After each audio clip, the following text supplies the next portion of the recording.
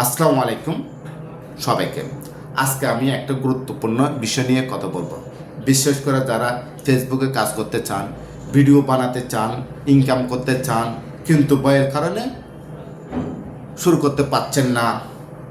অনেকে ভাবেন আমার কথা সুন্দর না, আমার উচ্চারণে আঞ্চলিকতা আছে, মানুষ হাসবে, মানুষ কি মনে করবে। ভাই, একটা কথা মনে রাখবেন, আঞ্চলিক ভাষা থাকা কোনো অপরাধ না।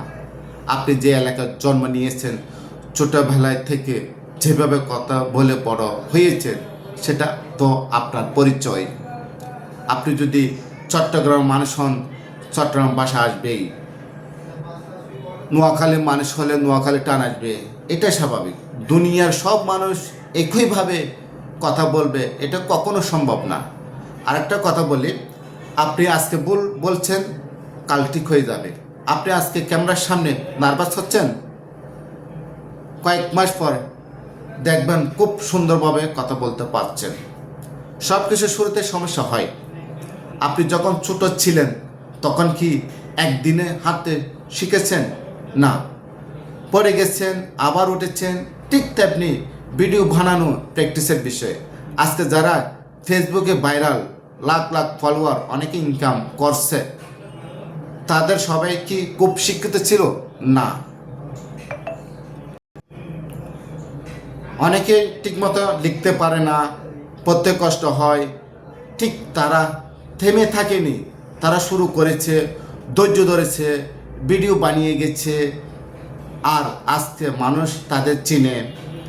আপনার ভুল উচ্চারণে পৃথিবীতে কোনো ক্ষতি হচ্ছে না, ফেসবুকে কোনো সমস্যা হচ্ছে না। কিন্তু আপনি যদি ভয়ের কারণে শুরু না করেন, তাহলে তো ক্ষতি হচ্ছে আপনার নিজেরই। কিন্তু একটা জিনিস মনে রাখবেন, যারা আজকে হাসছে, সফল হলে তারা একদিন বলবে আমি ওকে আগে থেকে চিনতাম। তাই অনেকে কথা চিন্তা না করে নিজের কাজ চালিয়ে যান। আজকে 100 বিয়ে হবে, কাল 500 বিয়ে হবে, একদিন হয়তো লাখ বিয়ে হবে। হয়তো আল্লাহর রহমতে একটা ভিডিও আপনার জীবন বদলে দিবে। তাই দেরি না করে আজ থেকে শুরু করুন। ক্যামেরা অন করুন, নিজের মতো করে কথা বলুন। ভুল হোক তবু থেমে যাবেন না, কারণ সফলতা তাদের কাছে আসে যারা শুরু করতে সাহস করে। ভিডিওটা ধৈর্য সহকারে দেখার জন্য সবাইকে ধন্যবাদ।